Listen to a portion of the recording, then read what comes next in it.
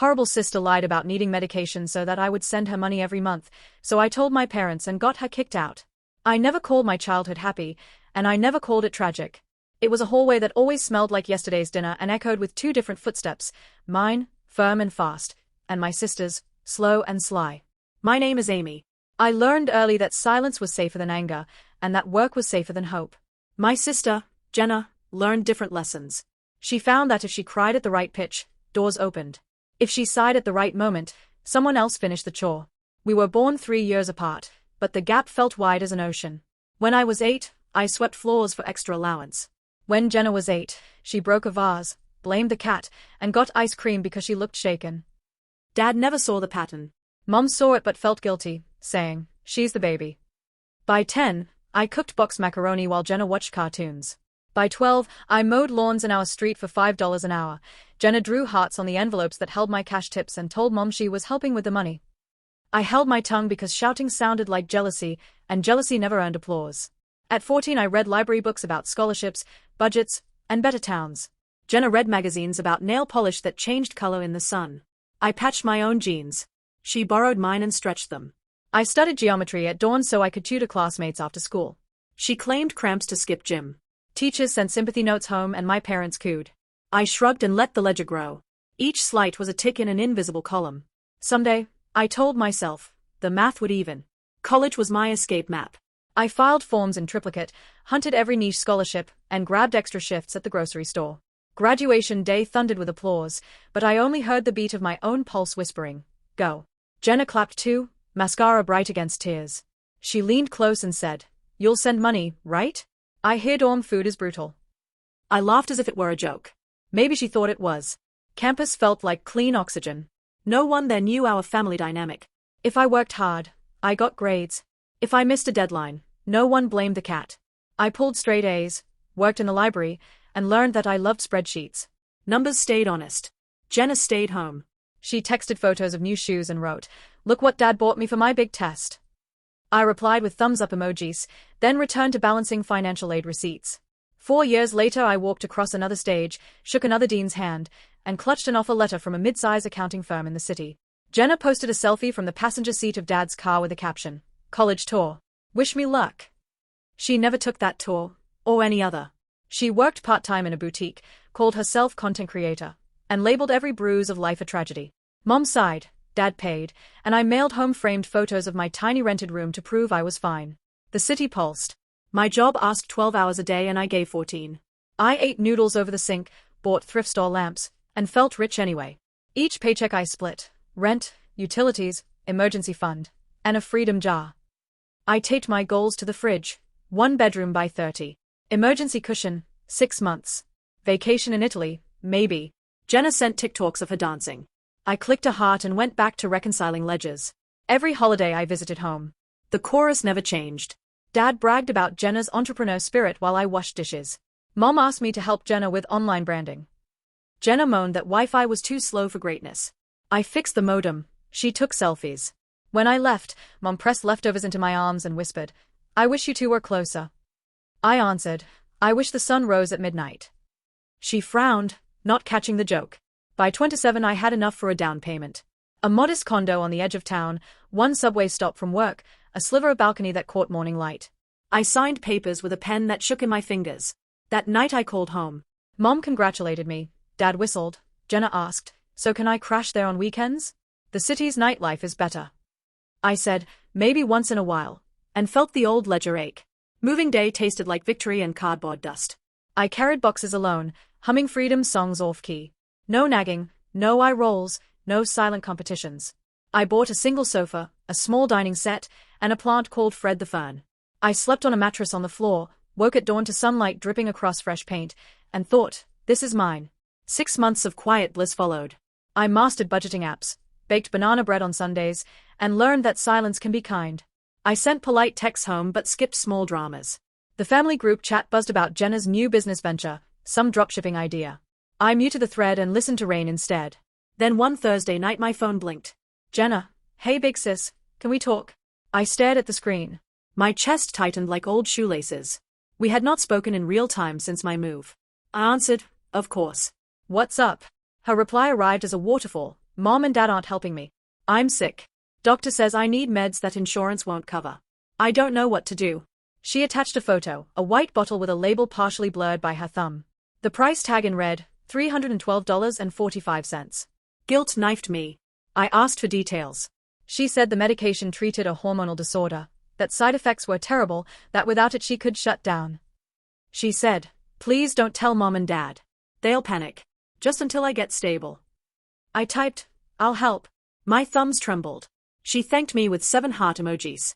That night I logged onto my bank and scheduled a transfer. The first month hurt my budget but not my pride. The second month I cancelled streaming subscriptions. The third, I skipped dinners out. Jenna texted updates, feeling better. Doc says dose might adjust. Each message ended with, you're a lifesaver. She sprinkled apologies like confetti. Sorry I was mean about your dorm food back then. Sorry I stole your jacket in high school. I told myself her remorse was real. On month 5 I visited home for Dad's birthday. Balloons sagged from dusty rafters. Jenna wasn't there. Mom said, she's house-sitting for a friend. Dad cut cake. After presents Mom cornered me in the kitchen, eyes sparkling. You always look so healthy, she said. I wish Jenna took vitamins like you. I tasted sarcasm and opportunity. My heart thumped. I asked gently, how's her treatment going? Mom blinked. Treatment. I forced a smile. How hormonal medicine. Expensive stuff. Mom's eyebrows climbed. I know nothing about hormones. She seems fine. Dad wandered in, licking frosting off a fork. I repeated the question. Dad shrugged. Haven't paid for medicine since her wisdom teeth painkillers. A chill slithered up my spine. I excused myself, stepped onto the porch, and dialed Jenna. Voicemail. I texted, call me ASAP. She replied an hour later, busy. What's wrong?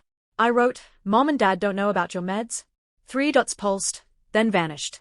She answered, they are in denial. Don't stress them. Something cracked. I typed, send me your prescription copy. No reply. I rang again. She declined. My lungs shrank inside my ribs. That night I drove home with windows open to cold air, letting wind drown new curses in my mouth. I lined Jenna's messages against the calendar in my head. Her bad days matched sale weekends at the boutique. Her dosage changes aligned with photos of new boots. Numbers never lie, I reminded myself. Back in my condo I opened every bank statement, every receipt. I created columns, date, amount sent, Jenna's excuse. The math sang an ugly song, $1,556 over 5 months. I stared until the room blurred. Fred the Fern drooped in the corner like a sympathetic witness. Next morning I called Mom and told the truth, voice calm as accounting. Jenna asked for money for medication. You know nothing about it. I think she's scamming me. Mom gasped. Dad spoke in sharp half-sentences. Enough. Deceit. Consequences. They promised to talk with Jenna that night. I dressed for work, feeling like a whistleblower on my own blood. The fallout was swift. Mom phoned at midnight, voice trembling with rage and hurt. She admitted it, Amy. She said she needed help keeping up appearances. Your father told her to leave until she learned honesty. She packed bags and left before dawn. I sat on the edge of my bed, numb. Guilt and relief wrestled inside me. I whispered, I'm sorry it's come to this. Mom said, you did nothing wrong.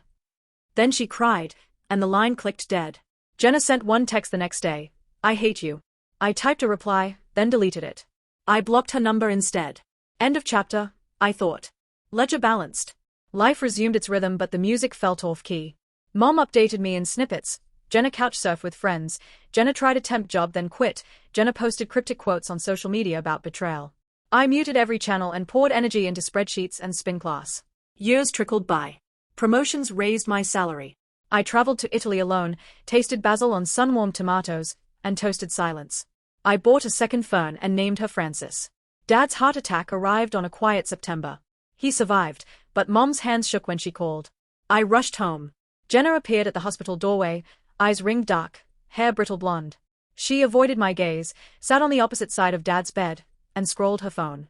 We exchanged 2 words, hi and bye.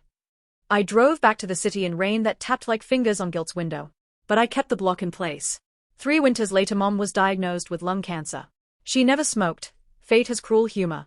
I visited every Friday, brought soups, arranged pills. Jenna visited Tuesdays, according to the nurse's chart. We never crossed paths. Mom grew bones thin but smiled anyway. Dad's repaired heart faltered under stress.